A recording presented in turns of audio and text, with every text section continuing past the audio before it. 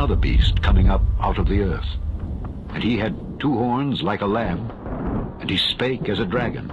The bell is ringing here in Rome, the campanone, the big ring. That means one thing, John Allen. What does it mean? It means Habemus Papam, Chris. Habemus We have a Papam. pope. We have Let's a listen pope. in. Look at that picture. Look at how many people. I announce to you a great joy. We have a pope. We believe that the name they said was Bergoglio. Cardinal Jorge Mario Bergoglio. He is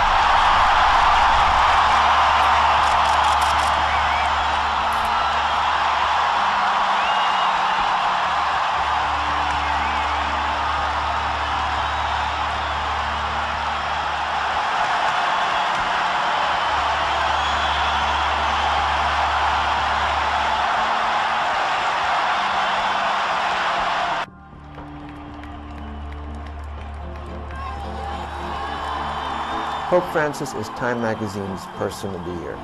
He was the first pope from the New World. The New World.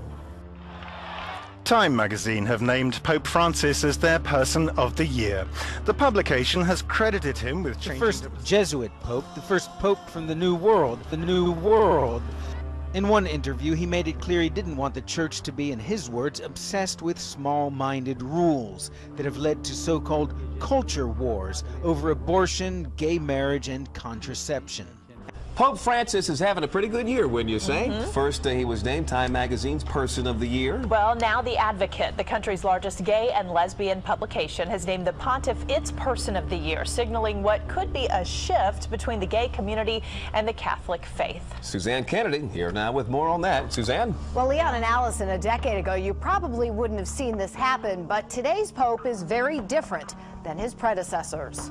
After being named Time Magazine's Man of the Year, the country's oldest gay rights magazine, The Advocate, is now following suit. On a flight last year from Brazil to Rome, the Pope offered a glimpse into his viewpoints on homosexuality, saying, "If someone is gay and seeks the Lord with goodwill, who am I to judge?" The Advocate article says the Pope offers LGBT Catholics who remain in the church more reason to hope that change is coming. That change is coming. I think it's a great thing. As a Catholic and as a gay man, it's perfect. Our journey is not complete until our gay brothers and sisters are treated like anyone else under the law. For if we are truly created equal, then surely the love we commit to one another must be equal as well. Now appears Pope Francis is open to the theories of evolution and the Big Bang. He told a Vatican audience that neither idea conflicts with the idea of creation. He also said, quote, "God is not a magician with a magic wand." In a direct contradiction of the beliefs of creationists, Francis said that when we read about creation in Genesis, the first book of the Bible, we run the risk of imagining God was a magician with a magic wand able to do everything. But that is not so. The Big Bang does not contradict the creative intervention of God, the Pope said. On the contrary, it requires it. He said we need to recognize that the Big Bang and evolution are real things. Good news for all you atheists out there. Jesus is still going to redeem you. During his homily at Wednesday Mass, Pope Francis emphasized the importance of doing good as a... He thinks that even if you're an atheist, you might get into heaven. And obviously Pope Francis is using it to say, hey, listen, don't worry so much about, is he one of us? Is he a Catholic? Are they following the right dogma?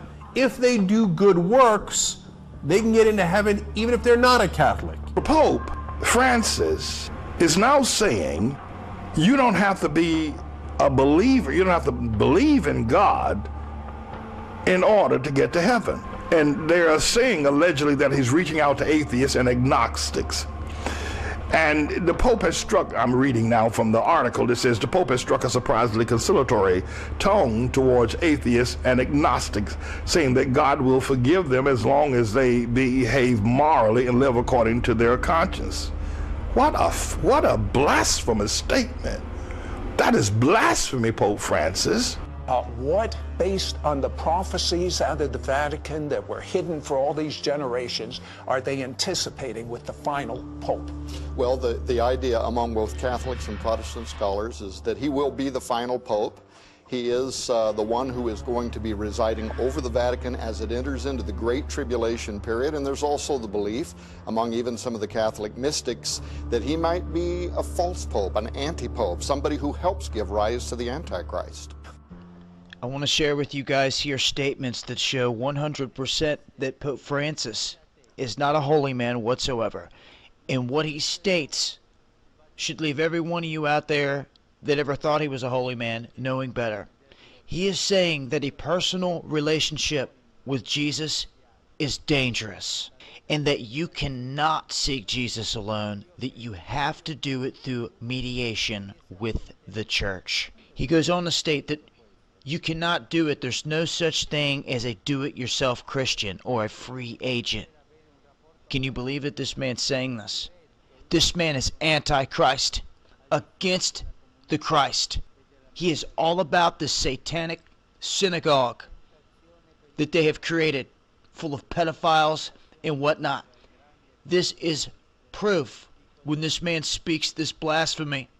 He encouraged people to see Jesus as a man who still prays for us. The Pope explained that through his wounds, e prega. Ma Gesù è uno spirito. Gesù non è uno spirito. Tell me, he didn't just say that. Gesù è una persona, è un uomo. Una persona, è un uomo con